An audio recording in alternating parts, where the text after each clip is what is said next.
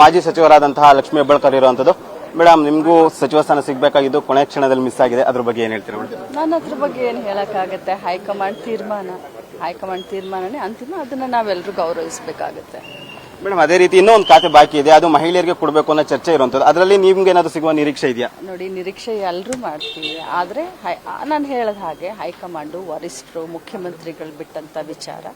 So ಏನು decision ತಗೊಳ್ತಾರೆ ನೋಡೋಣ. ಆದ್ರೆ ಒಟ್ಟಿಗೆ ಮಹಿಳೆ ಇಲ್ಲದಂತ ಕ್ಯಾಬಿನೆಟ್ ಬೇಡ, ಆದಷ್ಟು ಬೇಗ ಮಹಿಳೆ ಮಂತ್ರಿನ ಮಾಡಿ ಅಂತ ಇಷ್ಟ ಹೇಳ್ತೀನಿ. ಸರ್ ಮೇಡಮ್, ಅದೇ ರೀತಿ ಈಗ ಹೈಕಮಾಂಡ್ ನಾಯಕನ ಅಥವಾ ರಾಜ್ಯ ನಾಯಕನ ಭೇಟಿಯಾಗಿ ಮಾತುಕತೆ ಮಾಡಿಸ್ತೀರಾ? ಖಂಡಿತ ಇಲ್ಲ ರೀ, ಖಂಡಿತ ಇಲ್ಲ. ನಾನು ಸಂಘಟನೆ ನನ್ನ ಕ್ಷೇತ್ರದ ಒಂದು ಕಾಂಗ್ರೆಸ್ ಆಫೀಸ್ ಮಾಡೋದಿತ್ತು, ಸೊ ಅದಕ್ಕೆ ಯಾವತ್ತು ಪೂಜೆ ಇಟ್ಕೊಳ್ಳೋಣ ಅಂತ ನಾನು ಡೇಟ್ ಕೇಳಕ್ಕೆ ಬಂದೆ. ಕೊನೆ ಪ್ರಶ್ನೆ ಮೇಡಮ್, ಈಗ ಸಾಕಷ್ಟು ಅಸಮಾಧಾನ ಕೇಳಿ ಬರ್ತಿದೆ, ಒಂದಷ್ಟು ರಾಜೀನಾಮೆ ಅಂತ ಮಾತನಾಡ್ತಿದ್ದಾರೆ, ಅದ್ರ ಬಗ್ಗೆ ಏನ್ ಹೇಳ್ತೀರಾ? ಇಲ್ಲ, ಮಾನ್ಯ ಮುಖ್ಯಮಂತ್ರಿಗಳು ಮತ್ತು ನಮ್ಮ ವರಿಷ್ಠರು ಎಲ್ಲರನ್ನೂ ಭೇಟಿಯಾಗಿ ಸಮಾಧಾನ ಮಾಡ್ತಾರೆ.